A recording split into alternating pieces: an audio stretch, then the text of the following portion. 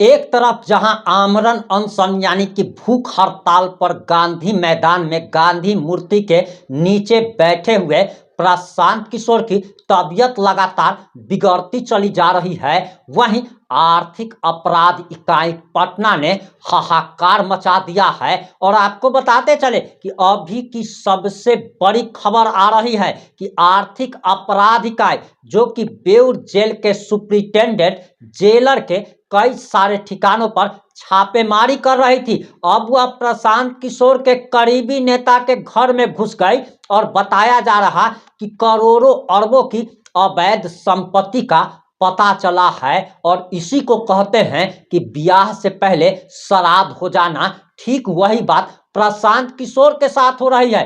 अब तक उनका एक भी कैंडिडेट ना तो विधानसभा उपचुनाव में जीता, ना ही एमएलसी उपचुनाव में जीता, लेकिन प्रशांत किशोर के करीबी लगातार फंसते चले जा रहे हैं। प्रशांत किशोर पर एफआईआर दर्ज हो गई है और आज तो बताया जा रहा कि प्रशांत किशोर को हटाने के लिए पुलिस लाठी चार्ज भी कर सकती है, बलपूर्वक प्रशांत किशोर को हटाया जा सकता है। वहीं प्रशांत किशोर के करोड़ों रुपए के वैनिटी वैन को लेकर भी हाहाकार मचा हुआ है। और आखिर इस पर पटना डीएम ने क्या चेतावनी दे दी है? साफ तौर पर, खुले तौर पर प्रशांत किशोर को एक तरीके से धमकी दे दी गई है। और आखिर पूरा मामला क्या है? पूरा मामला इस 5 से 7 मिनट की रिपोर्ट में हम आपको बताने जा रहे हैं।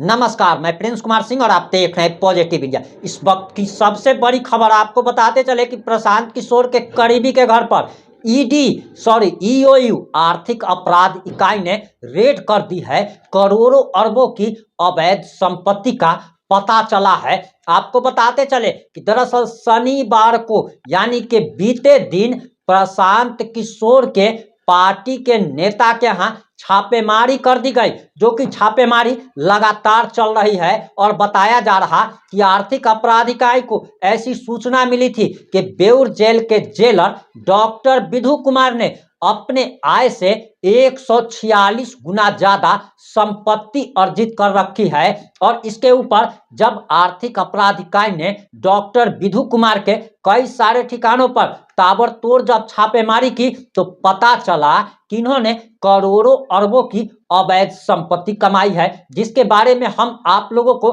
कल बता चुके हैं। लेकिन अब इसमें नया अपडेट आ गया और बताया जा रहा कि अब प्रशांत किशोर के करीबी के घर में आर्थिक अपराध इकाई घुस गए। आखिर करीबी के घर में क्यों घुस गए तो जरा उसका भी माजरा समझ लीजिए कि बताया जा रहा कि बेउर जेल सुप्रिंटेंडेंट विधु कुमार से जुड़े होने के शक पर मोतिहारी के नीरज सिंह के आवास और उनके चार्टर्ड अकाउंटेंट कमल मस्करा के रक्सौल कार्यालय पर भी आर्थिक अपराध इकाई ने छापेमारी की है। दरअसल जब बेउर जेल के जेलर के घर पर छापेमारी चल रही थी, उसी दौरान कुछ सारे कागजात ऐसे मिले जिसमें नीरज सिंह से लिंक जोड़ा गया।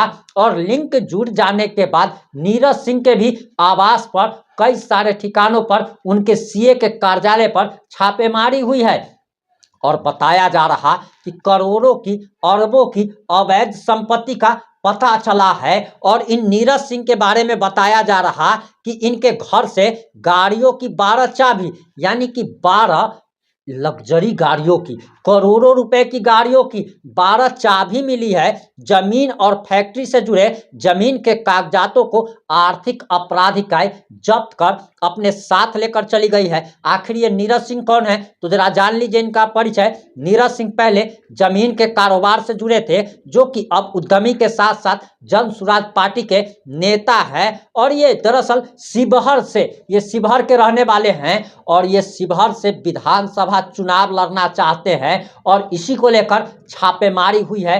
वहीं आपको बताते चले कि प्रशांत किशोर की तबीयत लगातार बिगड़ती चली जा रही है और डॉक्टरों की टीम उनके स्वास्थ्य की जांच करने पहुंची, जिसके बाद डॉक्टरों ने हेल्थ बुलेटिन भी जारी किया है। वो भी हम आगे आपको बताएंगे। वैनिटी वैन का आखिर क्या कहानी है उसकी भी सच्चाई आपको बताएंगे। लेकिन पटना डीएम ने सबसे पहले प्रशांत किशोर के इस भूख हड़ताल पर क्या बयान दिया है, आप सबसे पहले उनका बयान सुनिए। जो धरना प्रदर्शन स्थल है हम लोगों का गर्दनी बाग में निर्धारित है। आप सभी लोग अवगत हैं, वर्ष 2015 में माननीय उच्च न्यायालय के निर्देशानुसार, पटना उच्च न्यायालय के निर्देशानुसार वहाँ निर्धारित किया गया था और वहीं पर सभी राजनीतिक दल परंपरागत रूप से धरना प्रदर्शन जो भी करते हैं, आयोजित करते हैं, अनुमति भी लेते हैं और वहाँ व्यवस्था भी हम लोग करते हैं। और गांधी मैदान में, वो भी गांधी मूर्ति के पास, कभी इस प्रकार की परंपरा नहीं रही है और प्रतिबंधित क्षेत्र है हम लोगों के लिए। रैली करना हो या जुलूस वगैरह हो, उसकी अनुमति लोग लेते हैं, हम लोग देते हैं, लेकिन धरना देने का नहीं रहा है। तो उसको लेकर के हम लोगों ने नोटिस किया था और उनके रिस्पांस का, उनके जवाब की हम लोग प्रतीक्षा कर रहे थे, जो लोग वहाँ पर हैं।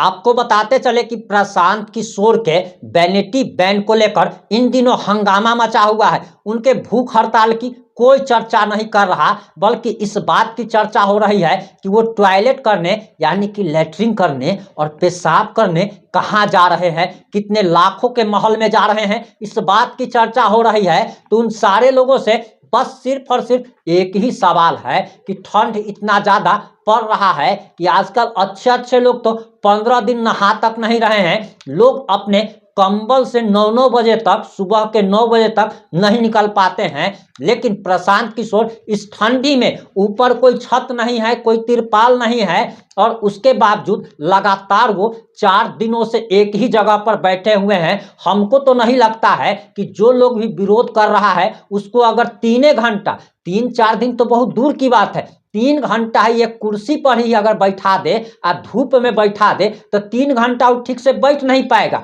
लेकिन लोग इस बात की चर्चा कर रहे हैं कि प्रशांत किशोर जो है वो 25 लाख का रेंट दे रहे हैं, जबकि उनको इसकी कीमत ही नहीं पता है। ये लोग कह रहे हैं कि 25 करोड़ की वैनिटी बैन है। अरे भैया, 25 करोड़ रुपया एक वैल्यू रखता है। 25 करोड़ में हमको लगता है कि वैसा वैसा कम से कम 100 बस आ जाएगा। अरे अगर तुमको अगर इस बात का पता नहीं है कि एक वैनिटी बैन की कीमत कितनी होती है, एक बस की कीमत कितनी होती है, तो तुम्हारे पास मोबाइल है भैया, मोबाइल में तुम चेक कर लो। लेकिन अगर हम यहाँ पर प्रशांत किशोर को कोई डिफेंड नहीं कर रहे हैं, ना प्रशांत किशोर का बचाव कर रहे हैं, हमको सिर्फ और सिर्फ घृणा आती है थेथरलॉजी से, और ये थेथरलॉजी ही लोग कर रहे हैं। मान लीजिए कि अगर वो 25 लाख के बैन में अगर लैट्रिन, हगने मुतने भी अगर जा रहे हैं, तो आपके बाप का क्या जा रहा है, ये बात समझ में नहीं आ रही है। लोगों को ये सोचना चाहिए कि आखिर वो व्यक्ति क्या कर रहा है। छात्रों के लिए 4 दिन से लगातार भूख हड़ताल पर है।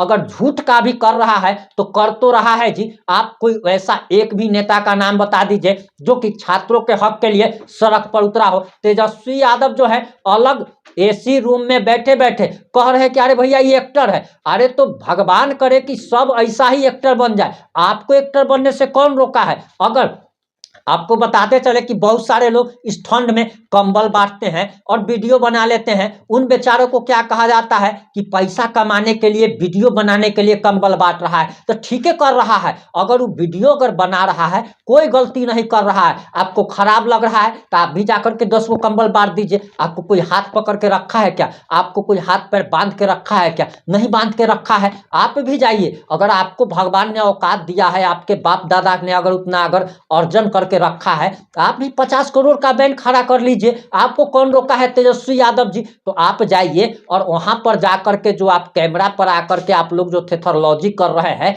थेथरलॉजी, ये भूख हड़ताल की कोई चर्चा नहीं। तो ऐसे ऐसे लोग थेथरलॉजी करते हैं, तो थेथरलॉजी का तो खैर कोई जवाब ही नहीं है। इस पर आपकी क्या प्रतिक्रिया है? अपनी प्रतिक्रिया जरूर दीजिएगा। जुड़े रहे हमारे साथ। जय हिंद, जय भारत।